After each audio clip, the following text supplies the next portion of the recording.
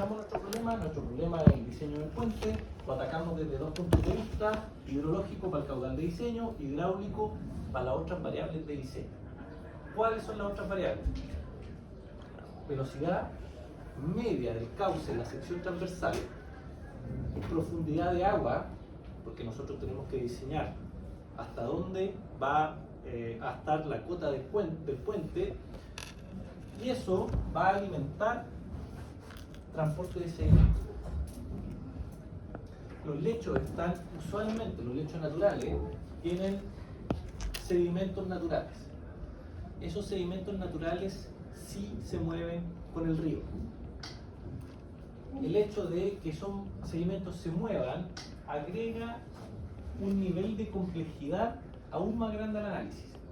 Entonces, si nosotros nos quedamos aquí solamente, podemos asumir que no hay transporte de sedimentos. Y por esa razón tenemos que hacer una bajada aún más grande a considerar esa variable hidráulica, y las de mayor importancia, nuevamente, son velocidad media de la sección transversal y también la profundidad de agua, el tirante hídrico. Vamos a calcular transporte de sedimentos y en particular vamos a llegar a cálculos de socavación, que es lo que vamos a ver un poco más adelante en algunas clases. Entonces, partiendo de bien atrás, desde la mecánica de fluido, recordemos que, primero que todo, tenemos distintos tipos de flujos. Flujos que el señor Reynolds denominó como flujos laminares y flujos turbulentos. Fíjense que acá tenemos una dimensional, la dimensional de Reynolds. Fíjense que hay un valor umbral. Ese valor umbral es el que está determinando si que el flujo sea de este tipo o de este otro tipo. Importante de mencionar, imagino que todos ustedes lo manejan perfectamente, conceptualmente, es justamente la dimensional en sí. Vamos a ver la dimensional con un poco más de detalle.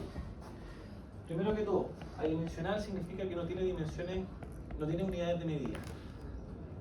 Si ustedes calculan la unidad de velocidad, la multiplican por una unidad de longitud y la dividen por unidades de viscosidad, se van a encontrar que eso de acá se cancelan todas las unidades de medida y raya para la suma no tiene unidades de medida. Eso es lo que se llama dimensional, ¿ok? En hidráulica hay muchos adimensionales. Este es uno de muchos, ¿ok? Esta dimensional particularmente sirve para distinguir esos tipos de flujo. Hay otros adimensionales que son un poco más complejos o potencialmente pueden servir mucho más para los cálculos o las cosas que nosotros queremos hacer desde el punto de vista ingenieril. Recuerden eso porque más adelante vamos a revisar otros adimensionales. ¿Qué pasa? Esto es un enfoque mecánico de fluido. Tenemos ecuaciones diferenciales parciales, tenemos sistemas de ecuaciones, cosas que son difíciles de resolver. Nosotros no nos vamos a quedar aquí, ¿ok? ¿Por qué? Porque este curso no es un curso de mecánica de fluido. A nosotros no nos interesa resolver estas ecuaciones así como están presentadas acá. Lo que nosotros queremos es cuantificar cosas de la hidráulica y del transporte de sedimento, pero con el fin del diseño, no con el fin a la escala propiamente tal de resolución de estas superecuaciones. Entonces, simplemente acá en esta diapositiva les dejo algunas ecuaciones, que son las ecuaciones que se ocupan en mecánica de fluido. Hay algunos supuestos que son los que están acá, que ustedes pueden revisar con mucho más detalle. Sigamos por ese camino un poquito más, y existen algunas ecuaciones que se llaman ecuaciones RANS.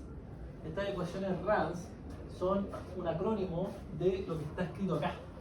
Son las ecuaciones de Navier-Stokes, que son las que fueron presentadas en la diapositiva pasada, pero, y esta es la parte importante, están promediadas.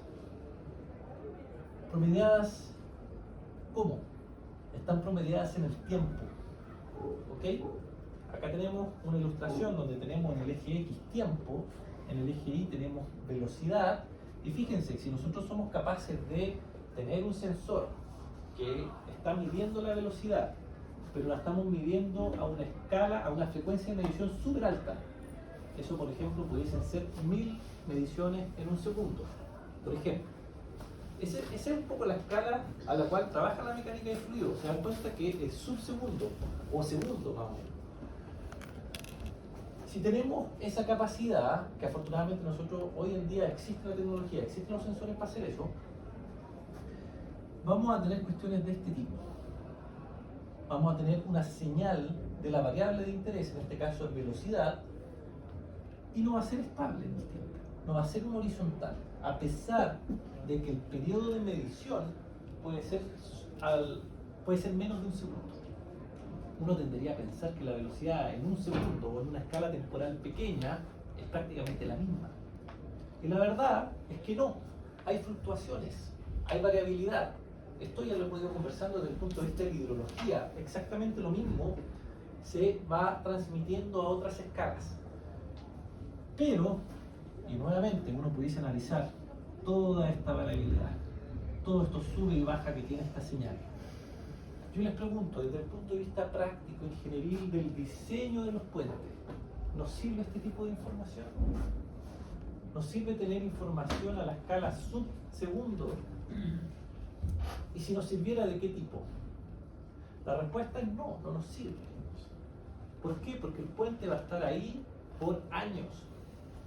Idealmente 100 años, 200 años, va a depender de dos cosas principalmente: filosofía de diseño, cuánto nosotros queremos que nuestro puente esté ahí, mínimo la vida útil del puente, y evidentemente no es un segundo, y dos, potencialmente la suerte que tenemos que no ocurran eventos de crecida extremadamente grande que me echen abajo el puente. ¿Okay? Independientemente de eso, mediciones a la escala del segundo no me sirven. La lógica detrás de este tipo de análisis de las ecuaciones RANS es más o menos la misma, pero ahora no saltando a los años, que sería el caso del diseño de los puentes, sino que saltando a escalas que sean más manejables desde el punto de vista todavía de la mecánica de fluido. ¿Ok? Esto entonces no son milisegundos, sino que es simplemente un segundo. Y para eso simplemente se promedia esa señal en el tiempo. De esas señales promediadas salen otras ecuaciones, que son estas ecuaciones RANS. Esas ecuaciones RANS simplemente son las ecuaciones anteriores promediadas en el tiempo. Son ecuaciones que afortunadamente son más fáciles de resolver. También esa es una de las razones por las cuales preferimos trabajar con este tipo de ecuaciones. Súper. Hasta aquí vamos a llegar con mecánica de fluido. ¿Okay? ¿Se dan cuenta? Simplemente mencionamos la mecánica de fluido, mencionamos que existe, mencionamos que es la base de lo que vamos a ver ahora, pero lamentablemente la escala a la cual está trabajando no nos sirve para los fines de este curso y tampoco para los fines de diseño en general. ¿Qué pasa? Pasa que si nos saltamos un poquito en la escala y ahora nos alejamos de la escala del milisegundo y de la escala del milímetro en el espacio, sino que nos acercamos un poco más a escalas razonables desde el punto de vista ingenieril. Eso significa secciones transversales, significa transeptos en el río, etc. Estamos hablando de metros o kilómetros. Nace la hidráulica. Y la hidráulica, vamos a tocar temas en esta clase de pérdidas de energía. Pérdidas de energía que sean regulares y singulares. ¿Por qué quiero tocar este tema? Simplemente porque el enfoque que usualmente se adopta en el transporte de sedimentos es un enfoque energético. ¿Qué significa eso? Significa que el río gasta energía en mover los sedimentos. Nada más que eso. Y por ende, dado que gasta energía en mover los sedimentos, hay una pérdida de energía por parte del río, ¿verdad? Pensando en el río, una ganada por parte de los sedimentos que se mueven, pero de todas formas hay una pérdida de energía pensando en el sistema río. Estas ecuaciones de acá son ecuaciones bastante sencillas, que ustedes vieron en el curso de hidráulica.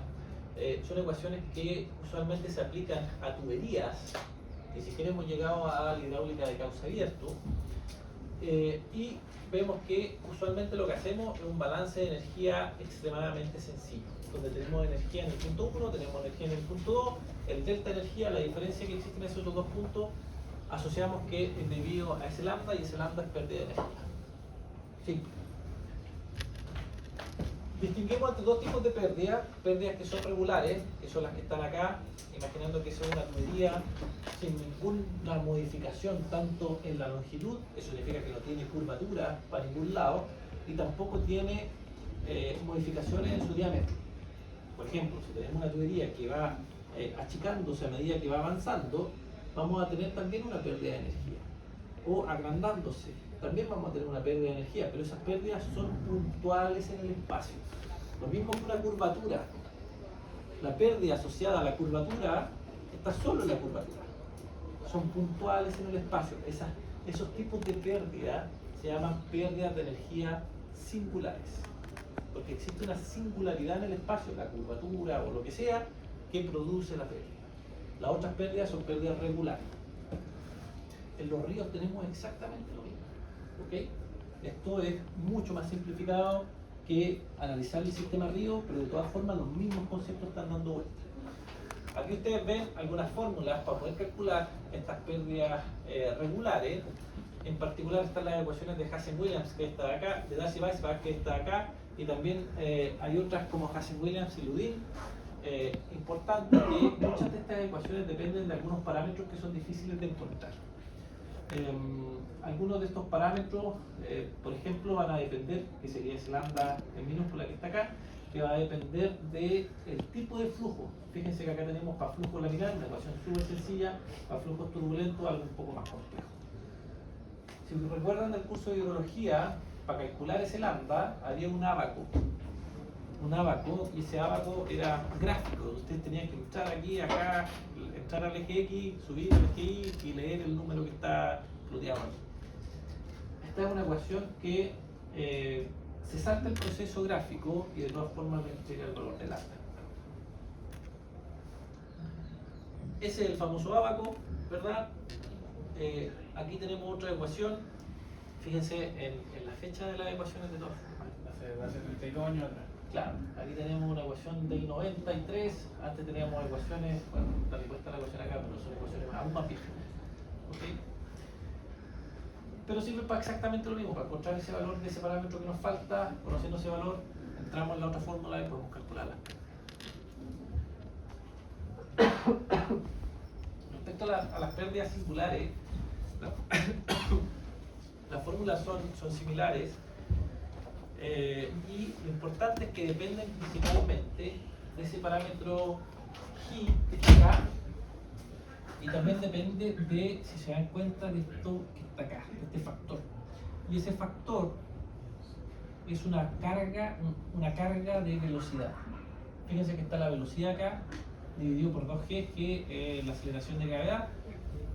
Y de todas formas, simplemente esto es un factor ponderador de la cantidad de velocidad que tiene el flujo. Y esa cantidad de velocidad ustedes la pueden pensar como cuánta energía tiene el flujo. Si el flujo tiene más energía, va a andar más rápido. Y si anda más rápido, tiene una mayor velocidad. Entonces, es simplemente un ponderador de cuánta energía tiene el flujo. Recuerden, todo esto está a la escala de tuberías. Esto es parte de la hidráulica de tubería. Exactamente los mismos conceptos se toman de acá y se pueden aplicar a la hidráulica de canales. Así que veamos un poco la hidráulica de canales. Este video que está acá es simplemente para mostrarles la gran diferencia que existe entre una tubería y la hidráulica propiamente tal que podemos tener en una situación un poco más realista. Y fíjense que acá, primero que todo, tenemos una confluencia donde chocan, donde se unen dos ríos. Y fíjense la turbiedad que tienen estos ríos. De partida, el río que está acá a la derecha está con un color mucho más turbio que el río que está por la izquierda. Y fíjense acá que no logran mezclarse de manera inmediata. Esa mezcla no es solamente en función de la turbiedad, sino que también en función, por ejemplo, de temperatura. Pueden venir con temperaturas distintas. Imagínense que lo que está a la izquierda puede ser agua debido a derretimiento nival. En cambio el otro río puede ser un río con régimen pluvial solamente. Y esas dos cosas que se unen va a significar que las temperaturas de ambos lados va a ser distintas. Lo interesante es que esa cosa, la mezcla no es inmediata, lo que significa que hay un grado de complejidad adicional en el análisis. Hablemos un poquito sobre las propiedades de los escurrimientos en cauce abierto. A diferencia de las tuberías, los ríos o el agua que fluye en los ríos va a fluir debido a la gravedad. Eso significa que el motor que tiene el agua acá es simplemente la gravedad. Ustedes nunca van a ver un río que esté así y el agua vaya subiendo. Eso va a ser imposible. Otra propiedad importante es que esta superficie libre, que sería la superficie de agua, la capa de agua que está en contacto con la atmósfera, efectivamente tiene presión atmosférica como condición de borde. Y usualmente los flujos que están acá son flujos que son turbulentos. Entonces, vamos a ver nuevamente esta imagen. Fíjense toda la turbulencia que existe acá. Todos estos flujos son turbulentos. Entonces podemos asumir sin ningún problema que el régimen que tienen estos flujos es un régimen turbulento. Además, tenemos al menos dos formas de clasificar estos tipos de flujos. Una forma es clasificarlo en función del tiempo, que va a significar clasificarlos como flujos que sean permanentes en el tiempo, que significa que el valor del caudal no cambia en el tiempo, o impermanente, significa que ese valor sí va variando en el tiempo. Desde el punto de vista hidrológico, ¿cuál ustedes creen que de estos dos tipos es la más aceptable, la más realista?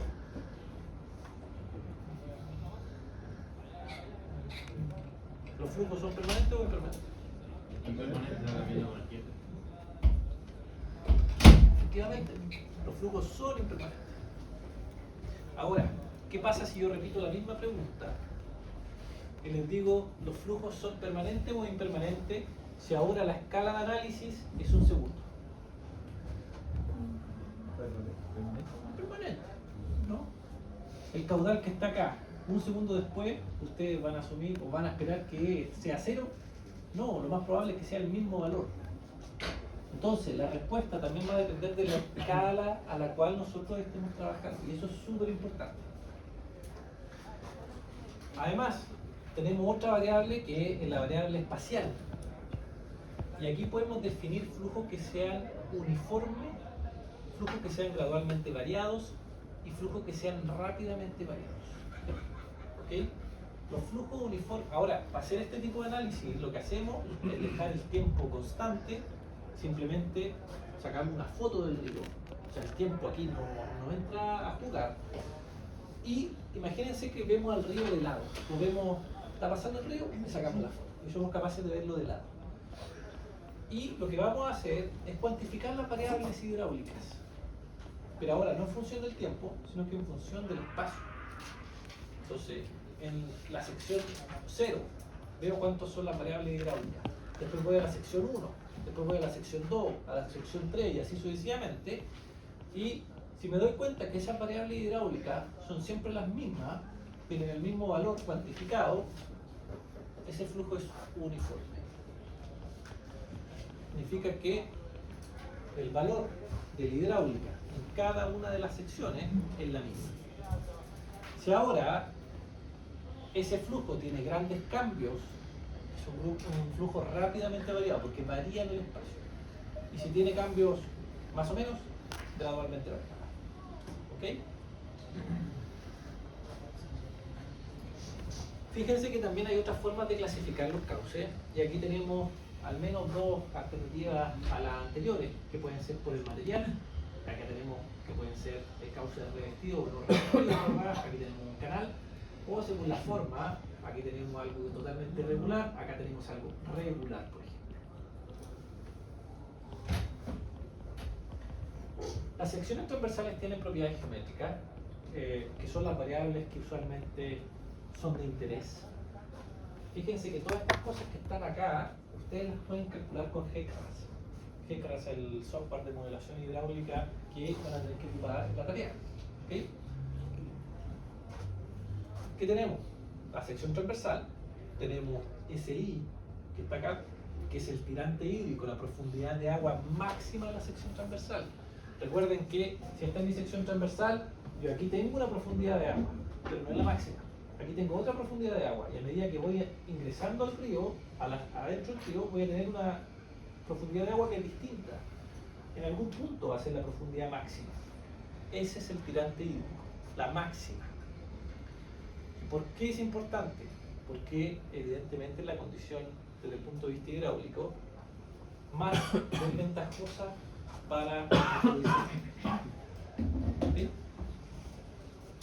Vamos a tener también el perímetro mojado, que es simplemente todo el perímetro de la sección transversal que está en contacto con el agua. Vamos a tener el área hidráulica, que sería todo lo que está acá, ¿verdad? Todo lo que está con agua.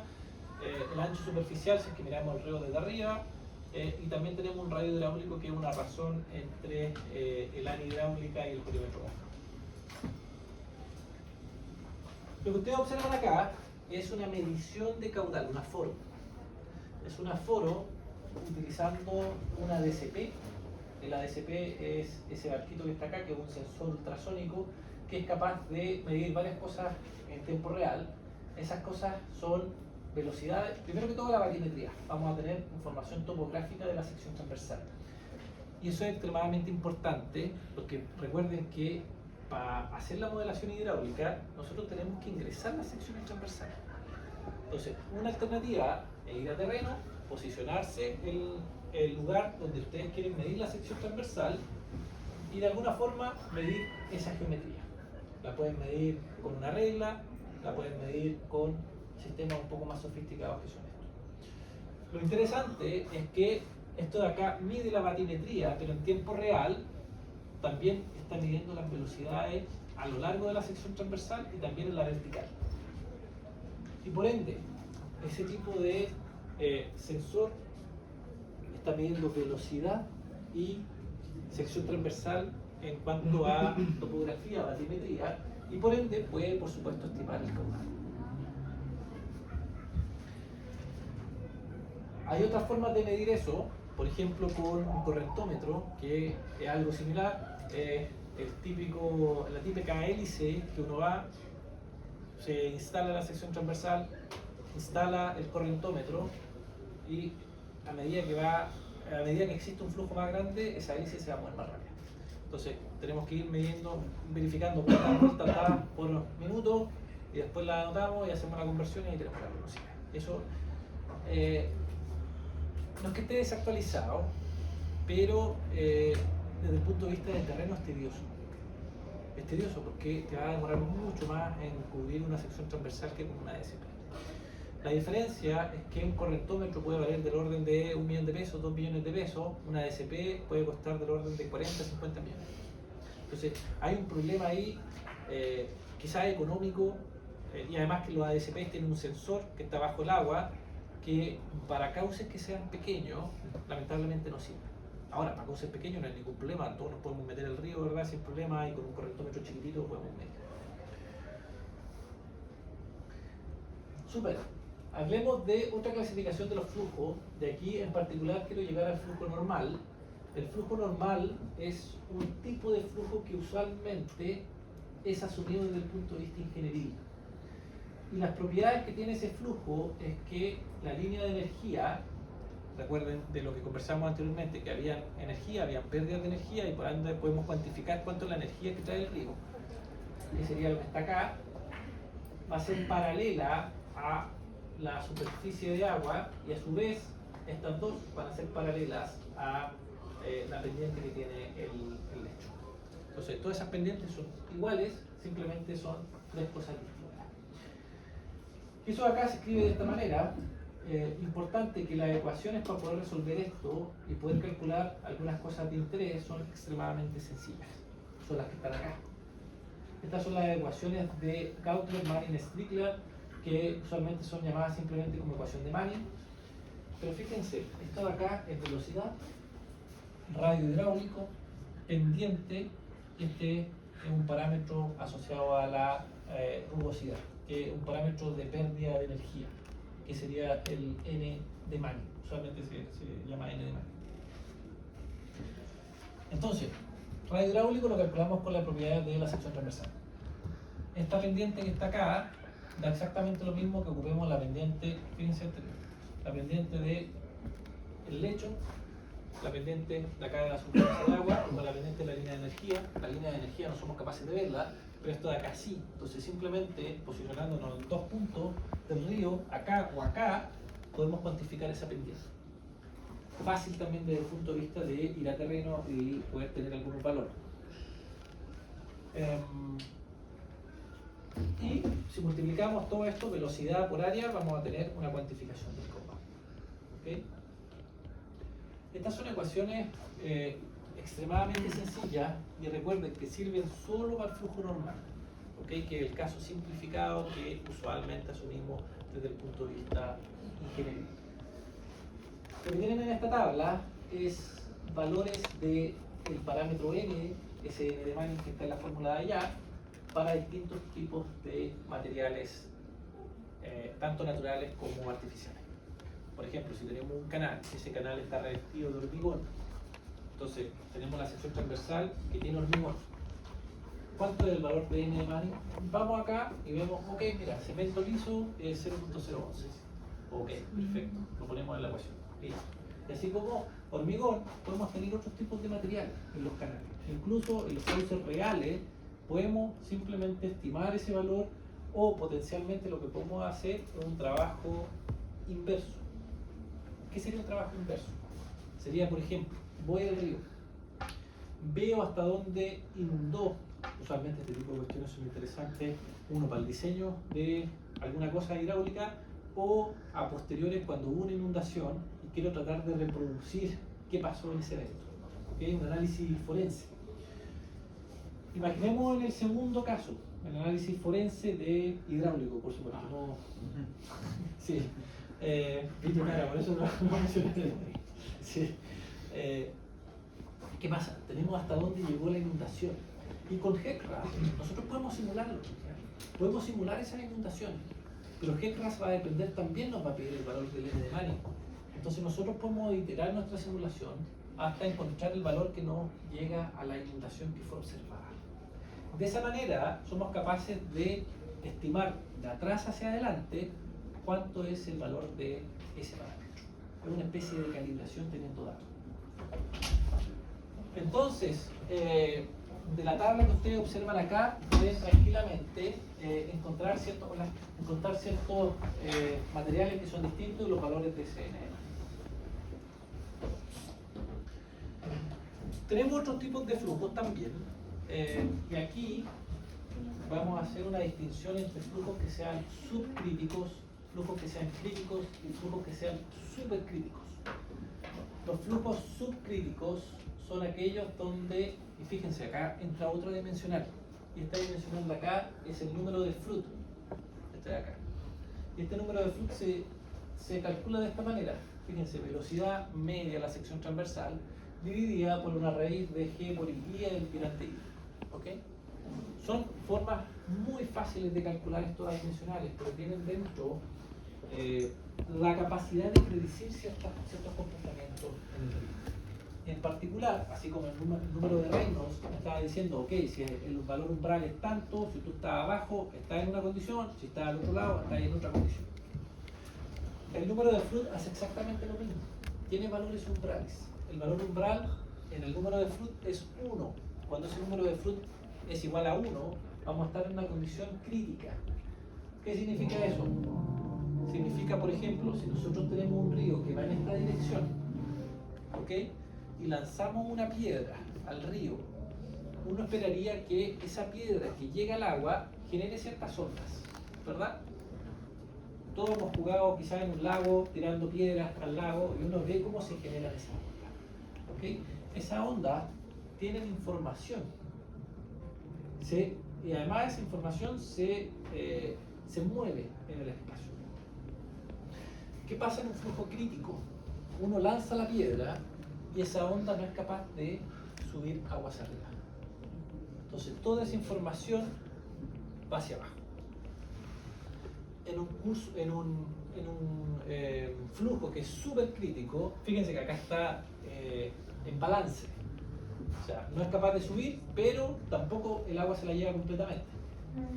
Lo que pasa en un flujo súper crítico, donde las velocidades son altas, lo que va a pasar es que esa información se va a ir todo hacia abajo, se lo va a llevar completa. Ni siquiera va a llegar en el borde acá, donde cayó la piedra. Y en un flujo subcrítico vamos a tener posibilidad de que esa onda vaya viajando agua arriba. ¿Ok? Para poder cuantificar si es que uno está en uno de los, en cada tipo de flujo, que por supuesto que tienen características que son distintas, podemos ocupar el número de flujos. ¿Ok? Importante de mencionar es que estos tipos de flujos no solamente son una cuestión conceptual, sino que también sirven para algo en particular. Ese algo puede ser científico en muchos casos, ¿verdad? Pero también desde el punto de vista ingenieril tienen aplicabilidad.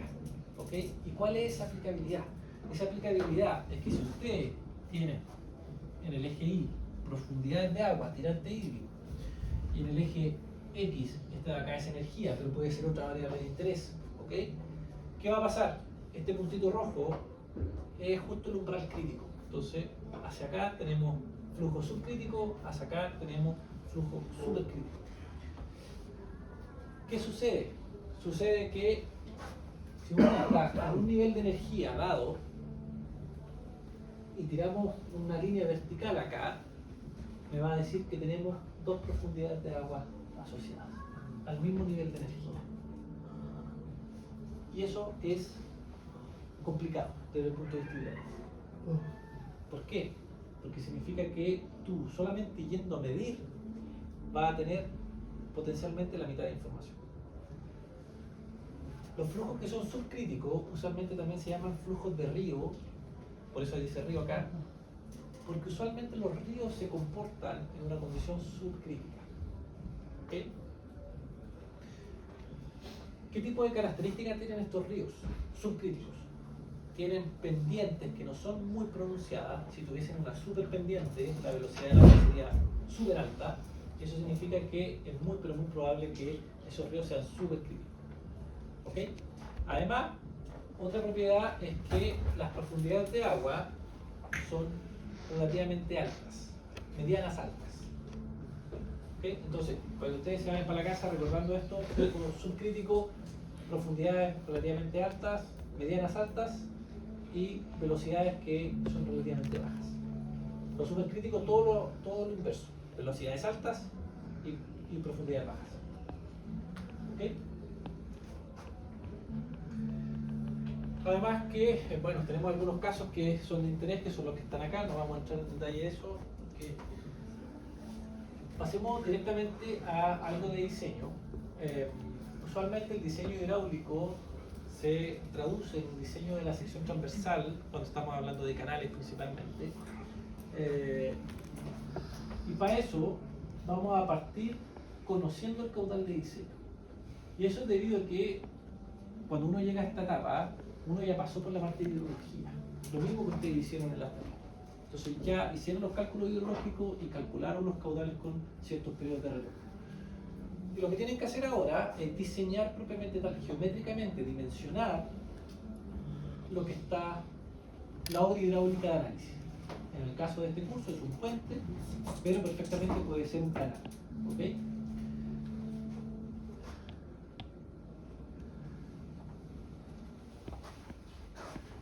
Importante es que, independientemente de la obra hidráulica que estamos analizando, usualmente consideramos ciertos factores de seguridad y desde el punto de vista hidráulico ese factor de seguridad es simplemente este borde libre.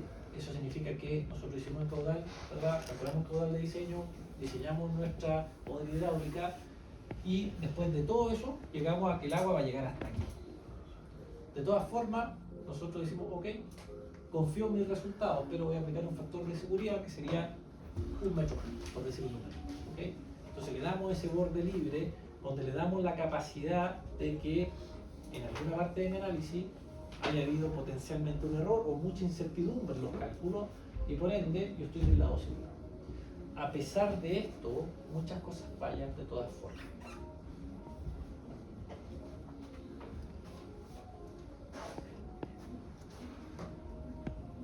Súper, lleguemos al punto de hablar sobre transporte de sedimento. ¿Consultas hasta acá? Okay. Lleguemos al punto de hablar sobre el transporte de sedimento. El transporte de sedimento es un tema aparte, un tema que pudiese dar espacio tranquilamente para un electivo. Si mal no recuerdo, el semestre pasado se dictó un electivo de transporte de sedimento en la escuela. Eso significa que son temas complejos, son temas que sin duda alguna no van a ser capaces de abordarse en los 30, 40, 50 minutos que nos quedan de clase. ¿Okay? De todas formas, el objetivo de esta diapositiva es introducir ciertos conceptos claves que vamos a utilizar en alguna de las clases sucesivas cuando hablemos propiamente tal de socavación y de los cálculos asociados. Súper. Primero que todo, si tenemos causas naturales, es muy pero muy probable que existan el transporte de sedimento. ¿Okay? Ojo que transporte de sedimento no necesariamente significa que rocas de 10 toneladas se vayan moviendo en el río, sino que también pueden ser granos de arena que se vayan moviendo. ¿Okay? Sedimento igual arena, sedimento igual roca, sedimento igual grava, son todos sedimentos. ¿Okay? Incluso cuando ustedes ven el Mapocho, que siempre está turbio, bien oscuro, ¿verdad? Asumiendo que la parte de calidad del agua esté de otra forma tratada, ese color viene porque transporta sedimentos. Son sedimentos súper finos los que están transportando. Son limos, son arcillas que están ya mezcladas con el agua, y eso es lo que se está llevando agua abajo del río. Entonces, primera cosa, el transporte de sedimentos tiene un espectro amplio de posibles sedimentos. Segundo, ¿cuáles son los mecanismos que nos hacen mover estos sedimentos? Y acá lo que ustedes observan es una ilustración gráfica donde tenemos granos de sedimento, que son los que están acá. Esos pueden ser granos de distintos tamaños, recuerden. Y podemos al menos mencionar algunos modos de transporte. Primero que todo, tenemos tipos de mecanismos de transporte de sedimentos que son los que se arrastran acá, bien pegados al lecho. Ese tipo de transporte o de mecanismo se llama transporte de carga de lecho. ¿Okay? Tenemos mecanismos que tienen capacidad, algunos sedimentos, si la energía es más alta, de saltar desde el fondo del lecho e irse a otra parte en la sección transversal. Entonces hay mecanismos de transporte que van pegaditos al techo, hay mecanismos de transporte que son que a través de saltación, que van saltando los sedimentos, y también tenemos mecanismos donde tenemos más energía, donde esas partículas saltan, pero como la velocidad del flujo es más alta, ellos se van en suspensión. Es algo similar a lo que está acá, pero ahora no pegado al lecho, al fondo, sino que acá arriba. ¿Okay? Evidentemente eso va a depender de la energía que tengamos. Y no solamente de la energía, para una energía dada, piensen en esto. ¿Necesitamos la misma energía para mover una roca de 20 toneladas que un grano de arena? No. ¿Ok? Entonces, dado que en lechos naturales tenemos también mezclas de sedimentos, podemos encontrar que esos tres modos que acabo de mencionar estén todos funcionando de manera simultánea, pero con distintos tipos de sedimentos. Las arenas pueden estar en suspensión, las gravas pueden estar saltando, y los bolones que son más grandes pueden estar arrastrándose abajo. ¿Okay?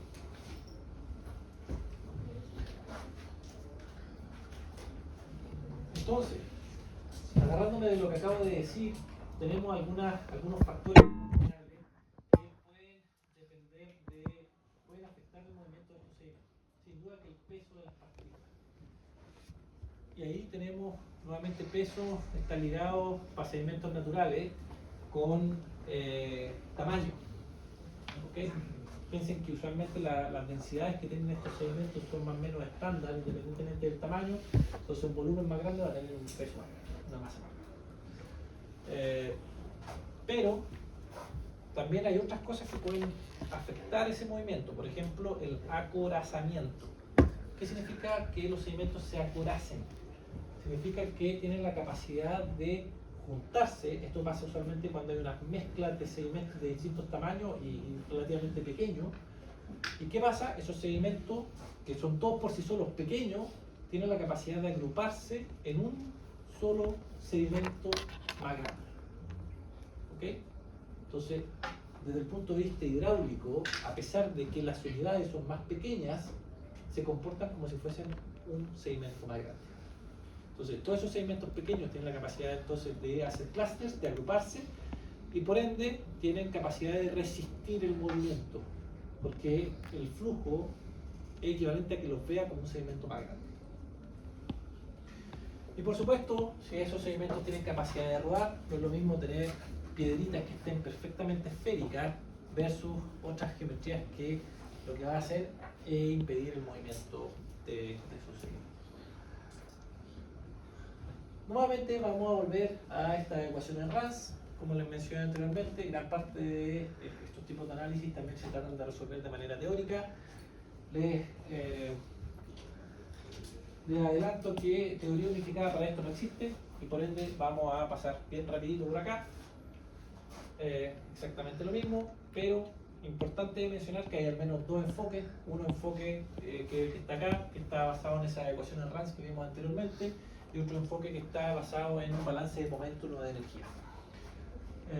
Y fíjense que si nosotros vamos a ver los esfuerzos de corte acá abajo en el lecho, ¿por qué queremos ver los esfuerzos de corte en el lecho de esto?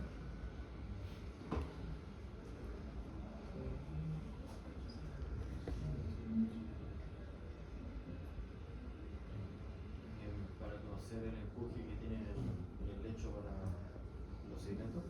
Sí, justamente. Recuerden que todo esto nace del transporte de los sedimentos y evidentemente esos sedimentos en la condición cero están en el fondo del lecho y por ende nos interesa conocer qué es o una magnitud de algo que no haga mover esos sedimentos que están ahí. Esa magnitud, en este caso, son esos esfuerzos de corte. Son esos justamente estos esfuerzos de corte que vienen acá ejemplificados de esta manera. ¿Okay? Acá están los sedimentos y tenemos un esfuerzo de corte que va pegadito al lecho. ¿Okay? Fíjense que esos tau 0, que son los que están aquí marcados en rojito, son expresiones distintas para exactamente lo mismo. Esas expresiones nacen de estos dos enfoques que están acá. Si adaptamos un enfoque de las RANS, vamos a llegar a una expresión que afortunadamente es bastante sencilla, que la que está acá, pero fíjense que depende de una velocidad asterisco. Esa U asterisco que está ahí. Esa U asterisco es la velocidad del flujo, pero casi pegadito al lecho. Primera pregunta práctica. ¿Somos capaces de conocer esa velocidad? No. Segundo, ¿la podemos modelar? Sin duda. Pero siempre en la modelación vamos a llegar a esas superecuaciones bien feas o hacer algunos supuestos que nos van a alejar un poquito de lo que realmente está pasando. Entonces, este tipo de enfoque, si bien pudiese ser visto semi-práctico, en la realidad también es difícil de aplicar desde el punto de vista ingenieril. Por otro lado, el enfoque de acá es más plausible desde el punto de vista ingenieril y depende de lo que ustedes observan acá. Densidad, aceleración de gravedad, tirante hídrico y pendiente. Pendiente derecho. Ese tipo de cuestiones son fáciles de encontrar y por ende, o de medir o de cuantificar, y por ende ese tau 0 también va a ser fácil de encontrar. Hablemos de dónde vienen los sedimentos y cuáles son las propiedades principales que estos tienen. Y fíjense que en las imágenes que ustedes observan acá hay sedimentos que son reales. Todos son los sedimentos reales a todo esto, pero esto está a escala de laboratorio y estos sedimentos están en condiciones ya reales, a escala real. Y lo que ustedes pueden observar es que, evidentemente, a escala de laboratorio, si nosotros queremos hacer experimentación en transporte de sedimento con el objetivo de cuantificar todas esas cosas difíciles que nos dan las ecuaciones, ¿qué supuesto ustedes harían inicialmente? ¿O de qué forma simplificarían su vida de experimentación? Benjamín. El primer supuesto que haría, afinaría un caudal fijo. ¿Ok? ¿Ok? Bien, ¿qué más? El tipo de suelo que es igual para todos. ¿Ok? ¿Qué significa igual para todo tipo de suelo? De que no me va a cambiar tanto la granulometría al inicio de mi caudal como al final. ¿Ok? Eso significa que podrías trabajar siempre con el mismo tipo de seguimiento. ¿Ok? Sí. Incluso no con una curva granulométrica. Quizás tú entras a la curva y dicen, ok, el D50, que significa que el 50% del diámetro, no sé si recuerdan de mecánica de suelo, ¿eso? Sí. ¿Recuerdan? Ya. Entonces, vas a tener tu curva granulométrica y vas a tener distintas aberturas cuando haces los ensayos en laboratorio, y de esa forma tú puedes cuantificar los porcentajes de sedimento que pasa por ciertas aberturas. Si pasa el 100%, ahí tenéis un D100, ¿verdad? El diámetro que es donde pasa el 100%. También hay un D50, es justamente el diámetro, el espacio de la malla, de pasa el 50% de tu muestra. Entonces tú podrías decir, ok, tengo mi muestra, la analizo, D50 igual tanto, me quedo solamente con eso. Sobre el trabajo con sedimentos que tengan el mismo D50, por mencionar algo, para todos mis experimentos. Menciono el D50 porque para transporte de sedimento y las ecuaciones que nosotros vamos a ver, se ocupa harto. Se ocupa el D50, se ocupa el D90, también se ocupa el D84. ¿Ok? Pero lo importante de mencionar es que efectivamente uno hace eso a escala de laboratorio. Primero que todo, trata de simplificar todo lo que puede. ¿Por qué? Porque es difícil, es complejo. Desde el punto de vista hidráulico, por supuesto, tratemos de trabajar ojalá con caudales constantes. Eso significa un régimen permanente. También pudiésemos trabajar con regímenes que sean impermanentes. Podemos generar crecidas en la escala de laboratorio.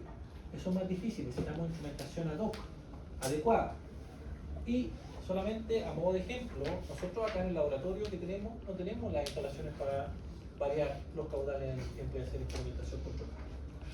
En otros laboratorios sí, pero acá no. ¿Ok? Entonces, nosotros incluso estamos, por el seteo que tiene nuestro laboratorio, estamos obligados a seguir un caudal constante. Pudiésemos quizá innovar con los tipos de sedimentos, ¿ok? No solamente con un D algo, sino que ahora curvas granulométricas distintas o iguales, etc.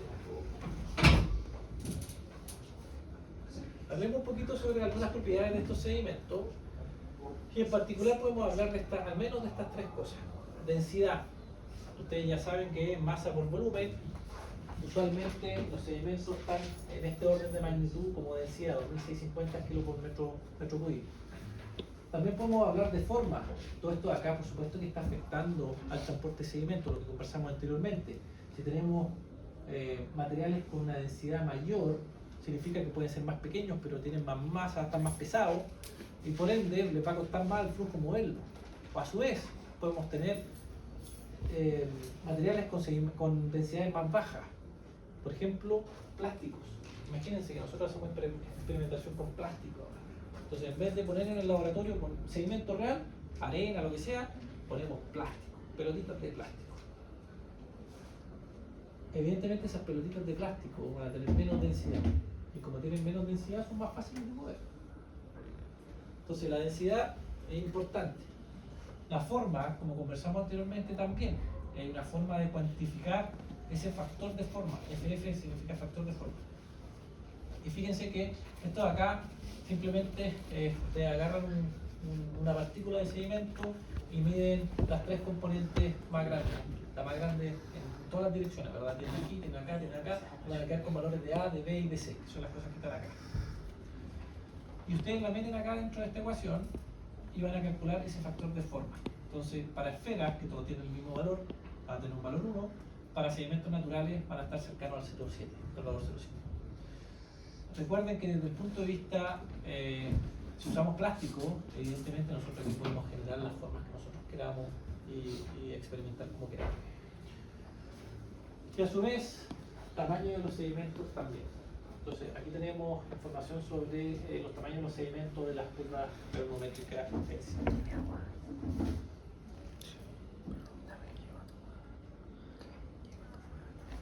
Importante de mencionar es que usualmente nosotros tratamos de modelar el movimiento de estos sedimentos en distintas dimensiones.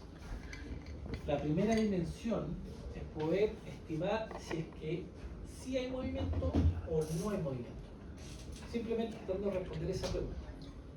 No cuánto se movió, sino que es una condición binaria. ¿Hay o no hay sedimento en movimiento?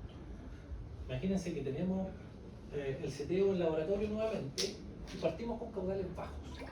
Lo más probable es que no se mueva nada. Entonces ahí estamos en una condición donde no hay transporte de sedimento. Pero a medida que vayamos aumentando el caudal, en algún punto van a empezar a mover esos sedimentos. Es una condición crítica para el transporte de sedimento, donde parte el movimiento. Y si seguimos aumentando el valor de caudal, vamos a, por supuesto, tener mucho más transporte de sedimento. Entonces, la primera dimensión de análisis es poder cuantificar ¿hay o no hay transporte de sedimento? Si hacemos un zoom después a esa condición y vamos a una segunda derivada, sería ¿cuántos sedimentos se está transportando? Quiero cuantificar esa cantidad de sedimentos. Y para eso, usualmente nosotros ocupamos un caudal másico, ¿okay? Así como existe el caudal volumétrico, que son metros cúbicos por segundo de agua que se está moviendo, también podemos hacer algo similar que se llama caudal másico, que son cuántos kilos por segundo que se están moviendo. ¿Okay? Lo que presenta esta diapositiva es la condición crítica. ¿Cómo nosotros podemos estimar esa condición crítica que nos permite iniciar el movimiento de los sedimentos? Y aquí les tengo que mencionar que hay incertidumbre. Fíjense en esta banda que está acá. No es una línea lo que está acá, es una banda que me está mostrando la condición crítica. Bajo esa banda no hay movimiento, la banda es la condición crítica y sobre la banda sí hay movimiento. ¿Okay? Este diagrama de acá tiene nombre, se llama diagrama de Shields. Este es el diagrama de Shields. Pero la lógica es esa, ustedes calculan lo que tengan que calcular, entran al gráfico, si el puntito que ustedes calcularon está acá, no hay transporte de sedimento, si está acá en la banda, es muy probable que sí, aunque puede que no o puede que sí, porque hay incertidumbre en el cálculo, y si están por acá arriba, sí van a tener transporte de sedimento. ¿Okay? Para hacer este cálculo, existe una dimensional que sería este de asterisco. ¿Se dan cuenta que hemos hablado de varios adimensionales en esta clase? Esos adimensionales se ocupan mucho en hidráulica. Y ese adimensional es una dimensional de diámetro de los sedimentos, pero un diámetro característico. Entonces, ese D de diámetro de los sedimentos. Entonces, ese dimensional está relacionado con, de una u otra forma, el tamaño del sedimento, la densidad del sedimento y propiedades características del sedimento que me permiten simplemente decir si es que está en movimiento. ¿Ok?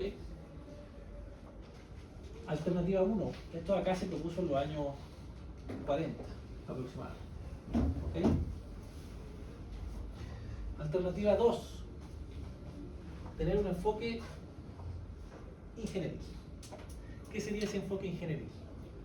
Sería simplemente ir a cuantificar de una u otra forma velocidades críticas.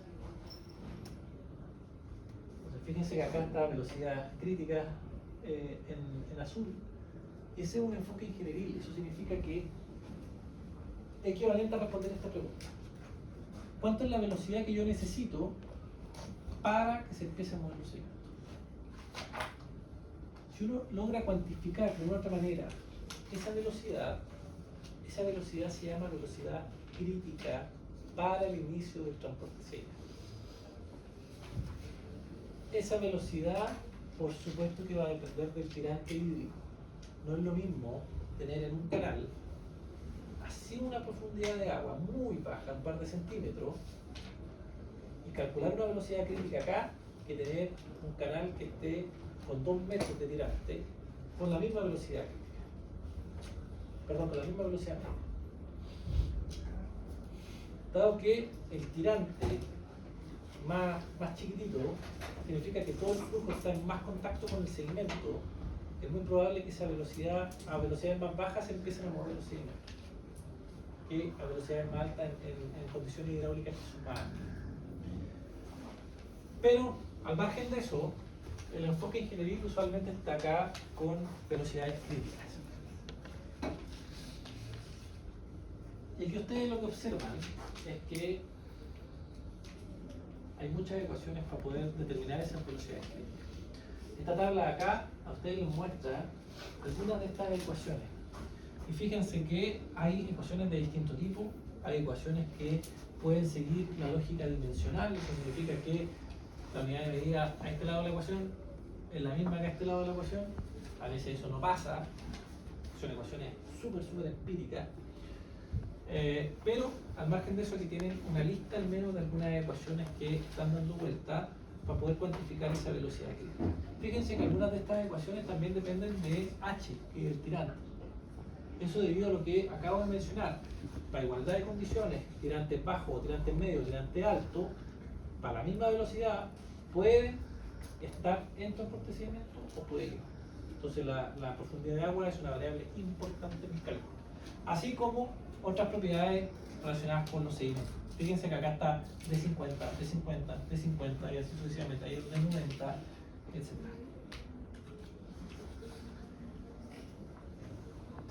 Incertidumbre en estos cálculos súper alta.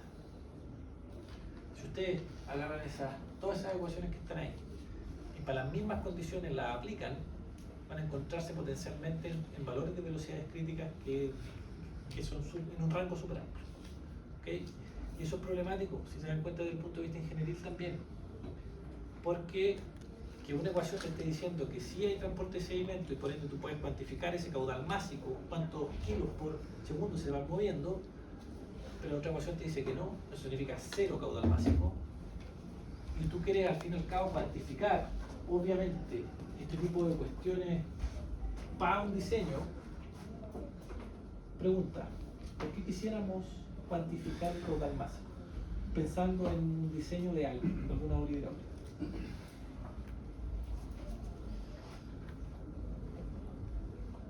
Para el peor de los casos. ¿Peor de los casos? ¿Cuál sería ese peor de los casos? Una crecida. ¿Ya? ¿Pero en qué afectaría a mi obra hidráulica?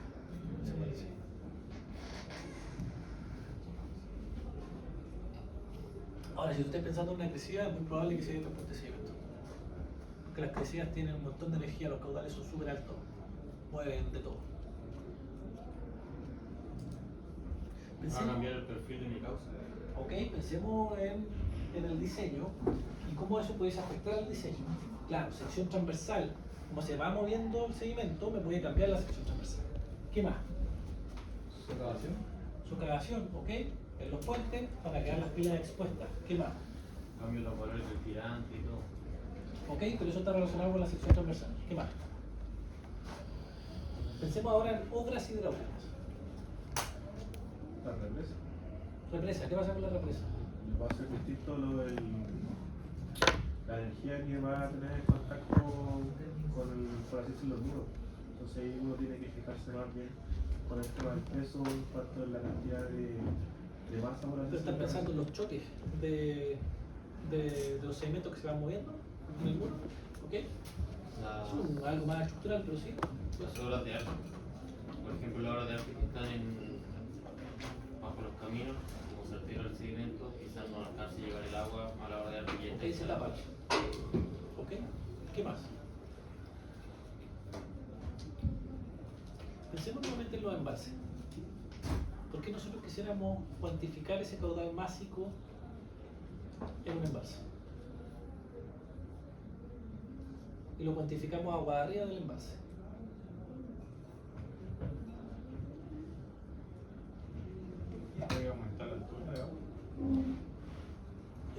de sedimento el embalse. Si se nos llena de sedimento el embalse por supuesto que pierde su capacidad de funcionamiento. Y no solamente pensando en generación de hidroelectricidad, por supuesto que es deseable tener el agua lo más arriba posible, porque así generamos más electricidad. El problema no está ahí, el problema está en la capacidad, la cantidad de agua, el volumen de agua que puede retener. Entonces, si tenemos un embalse que está al 99% lleno de sedimento, simplemente ese 1% es la capacidad que puede retener de agua. ¿Okay? Desarenadores también. Fíjense que pensando en los embalses y la generación de hidroelectricidad, vamos a tener un problema que pudiese ser, ok, se nos llena de sedimento el embalse. Los embalses usualmente en periodos de verano, donde tenemos caudales bajos y los niveles son bajos en el embalse, hay procesos de mantención. Y en algunos casos entran camiones dentro que sacan toneladas y toneladas de sedimento para afuera. ¿Ok? Obviamente con el objetivo de que no se nos llene de sedimento el embalse. Pero ¿qué pasa si después dentro mismo del embalse nosotros queremos generar hidroelectricidad? Y ahora vamos a hacer un zoom a las turbinas. Las turbinas van a estar girando a una revolución súper alta. Imagínense que entra un grano de arena. A esa velocidad lo más probable es que se eche la turbina. Entonces, ¿qué es lo que se hace usualmente? Ponemos desarenadores.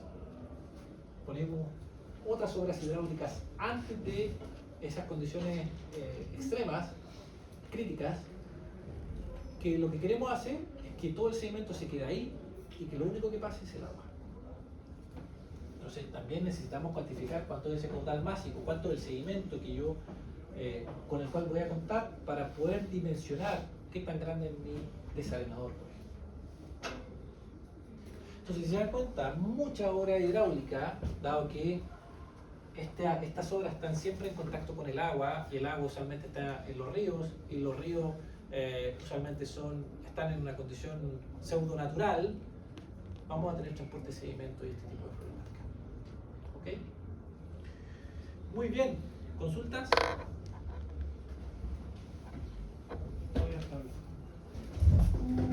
Excelente.